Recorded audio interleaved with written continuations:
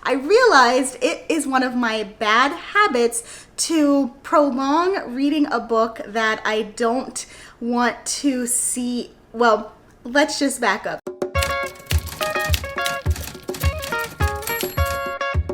Hey guys, welcome back. So today I wanted to talk to you guys about my bookish bad habits. I actually thought about the idea for this video when I was at my local library a few weeks ago picking up books related to another video, and I saw that they had Carry On, which of course, as you know, is by Rainbow Rowell.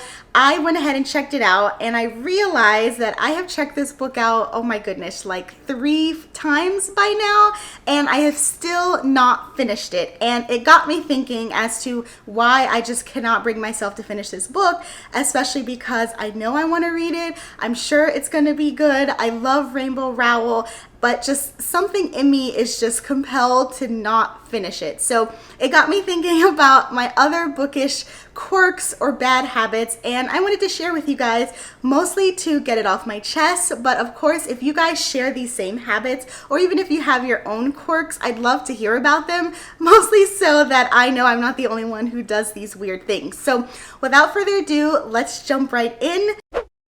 So the first bookish bad habit, like I mentioned before earlier, is that I will avoid a book that is highly anticipated to me or that I know I want to read for a couple of reasons. I guess it depends on the situation, but in the case of the Rainbow Rowell Carry On book, I have been avoiding pushing through out of fear of just simply knowing that it will end. When it comes to books that I'm anticipating, especially in series, I have found that I will prolong picking it up because I know that the sooner that I start reading it, the sooner that I'll finish, and then it'll be over, and then I'll have to leave that world, and I can't stand that depressing thought. So the other reason that I will avoid an anticipated book is because there is a slim possibility that it will disappoint me. And for some reason, I just don't even want to put myself in that space. Not saying that it'll happen. I mean, of course, there have been instances where that has happened, but that doesn't mean that I should avoid the book completely, right?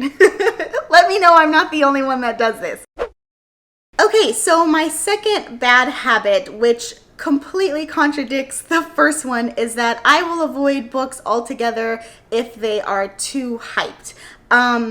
There is this thing that will happen where, because I read a lot of book Twitter or I see booktube videos, I'll know about all of the anticipated books coming out, and even if it sounds really good to me, part of me just wants to rebel and not read it simply because I feel like it's just talked about too much. You know, I mean, the best way that I can compare it to is when you see a movie trailer on TV like all the time, like every commercial, it seems like they're hyping this movie up, and you know that's mostly because they're overcompensating because the movie is not that great. I feel like that's what it is when it comes to books. Now, I know that that's not necessarily true because there will oftentimes be videos about these books that are really popular with booktubers and readers just gushing about how fantastic they are, but for some reason that turns me off. Again, I don't know why, it's just a weird thing that I do. The perfect example that I can think of off the top of my head, the most recent release that I've been kind of staying away from is there's a couple actually. Lisa Jewell's The Family Upstairs. I've heard that this is really great. I love thrillers, but for some reason I just haven't pulled the trigger on reading it because I'm like, too many people are talking about it.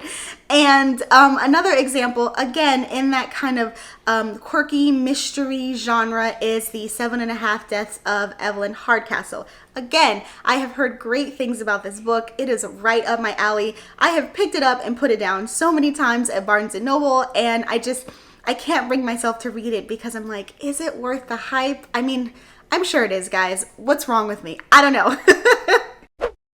The next bad habit that I have is that I will avoid picking up a book that I want to read simply because it's not available in the medium that I want to consume it. And by that, I mean a lot of the times I will juggle between audiobooks, digital books, and physical books. And if I'm in the mood to pick up a physical edition of a book, but for some reason it's not available at my local bookstore, or I don't have it available to me to order online, I will avoid it altogether, even though it's available on audiobook or as an ebook on Amazon, which I know is absurd. I mean, the best part about owning both an Audible account and a Kindle account is the fact that I can read a book essentially at the drop of a dime, because I can just go online, order the digital copy, and start reading right away. But something in me will just not do that, because I just have to have that physical copy. I know it's absurd, especially considering the ebooks that I do read. If I really love them, afterward I will go out and pick up a physical copy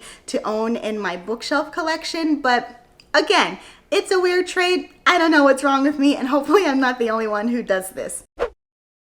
Okay, so this next one is something that I have been guilty of doing for a while, but for some reason it just dawned on me when I was trying to think of all of the bad habits that I've done, and that is I will avoid reviews and booktube and book Twitter altogether if it is surrounding a discussion about a book that I either want to read, may want to read, have any slight interest in.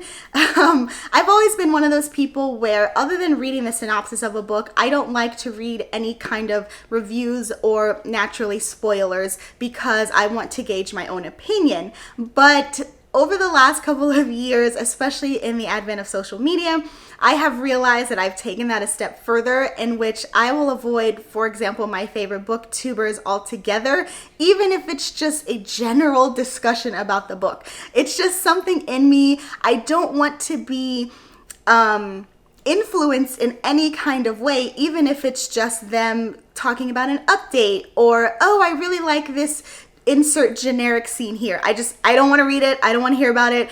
I guess that is just speaking about how easily swayed I think I am. I just don't want to have anybody's personal opinion sway my reading experience whatsoever. And so oftentimes I find myself missing out on a lot of good booktubers episodes, because I'm afraid that I'll accidentally hear something about a book that I was trying to avoid. With that said, I will say really quick, I totally appreciate when booktubers either have in their monthly recaps timestamps of the books that they're talking about, or when they do in-depth reviews about a specific book, they have either a timestamp or like a flash spoiler warning about upcoming parts of the book. I totally appreciate those. So shout out to all of you booktubers who do that. I don't think I've been in a situation to where I've needed to do that just yet, but once I am, I will definitely make sure that I do that, so that if there's anybody else like me out there, they can have fair warning as well. Oh boy. Okay, so this next one, I would say it's probably my most shameful, but you know what? I'm not going to be shamed for the quirky things that I do, but it is definitely a bad habit. And that is picking up a book that I have heard about, most likely through BookTube or Bookstagram, even though I know I'm probably not going to like it, or it's not in my wheelhouse. Now, that's not to say, obviously, that I don't enjoy reading outside of my comfort zone, or picking up books that I would have otherwise never picked up simply because they are really popular and really good and I end up enjoying them. But I will admit, there are books that I know for a fact I'm probably not going to appreciate as much as the people who love them, and yet I pick them up anyway, because why? I have FOMO. There, I said it.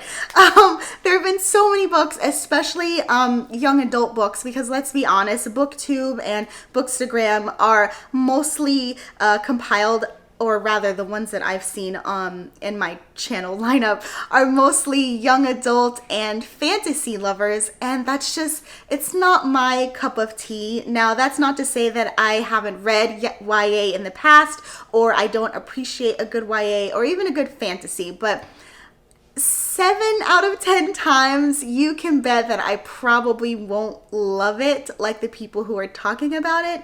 But yet, that has never stopped me from buying the damn book. So, perfect example of this, and hopefully I don't get shit for this, but if I do, bring it on.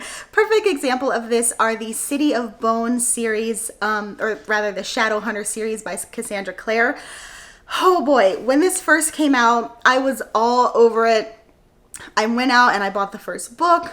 I tried reading it. Obviously, I never finished it. When the movie came out, or sorry, not the movie, when the series came out on ABC Family, I even tried to watch a couple of episodes because I wanted to like it. I wanted to be in the know, and yet it just never resonated with me. So the last time I did like a big book unhaul, there were so many popular books that I ended up giving away that I never got into, simply because those are books that I ended up buying that I probably truly didn't really want to read, but was more so influenced and feeling like I needed to pick those up because they were kind of like the buzzwordy and the trendy books going around all the time. So now that I'm kind of a more mature reader, I will say I try to pay more closer attention to why I'm picking up a book. Now, that's not to say, obviously, that I don't get or love book recommendations that I see within the community, but I have to actually be intrigued by the plot line and not just because so-and-so booktuber has recommended it,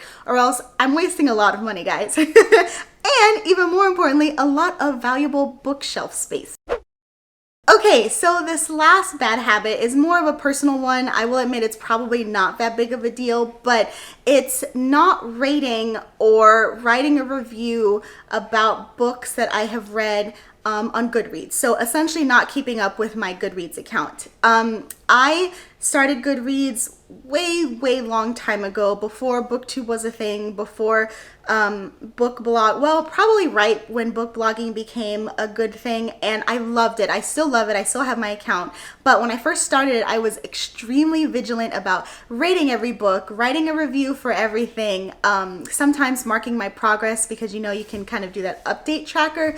But as the years have gone on, and even recently, right before I started this channel, I would just mark a book as read and then that's it. I wouldn't say anything about it. I wouldn't leave a star rating, and that's probably not that big of a deal for people, but for somebody like me, I like to have an overall gist about what I thought about a book. That way, when I am going back, I can have like a memory jog to kind of like remember where I was when I read it and just my overall feelings about it. And it's frustrating when you see like, oh yeah, I read that book, but what did I think about it? I mean, I'll be the first to admit that a lot of the books that I read, especially because I read so many of them, I have a really bad habit of forgetting like altogether what they're about.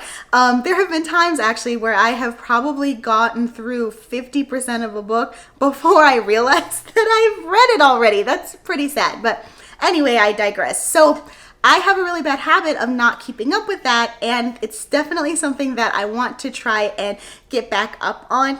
I will admit, especially because of when I might finish a book, I will mark it as read immediately, and I'll most likely put a star rating immediately, but as of late, I've been horrible with reviews, and I think it's because of the perfectionist in me. I feel like my reviews need to be very well thought out and well crafted, and because of that, I'll just kind of let them pile up, but I'm tossing all that to the wayside going into 2020.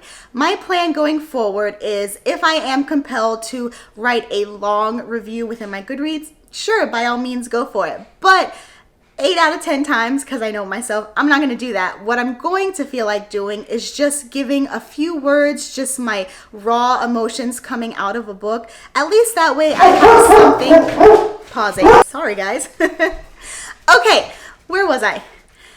Yeah, so the long reviews, I know myself, so 8 out of 10 times I'm not going to do that. Instead, what I'm going to do is I'm going to just write a sentence or two, even if it's just a couple of buzzwords, things that I'm feeling immediately after I finish a book. The raw, unfiltered feelings, that's what I'm going for. So that way, at least when I'm reading back, my memory is jogged, because between those couple of words and my star rating, I can kind of piece together well enough my initial thoughts of a book. Now, I will admit, and this is probably a discussion for later on, is that I need to reconcile how I want my reviews to be, because we all know, depending on the type of book that you read, there is a difference between your initial thoughts and then once you've had a book mull over, maybe like the next day or a couple of days later, your thoughts could be totally different. But like I said, I'm not going to get into that now. For now, I'm just going to just give my raw, unfiltered thoughts about a review, so at least that way I am caught up.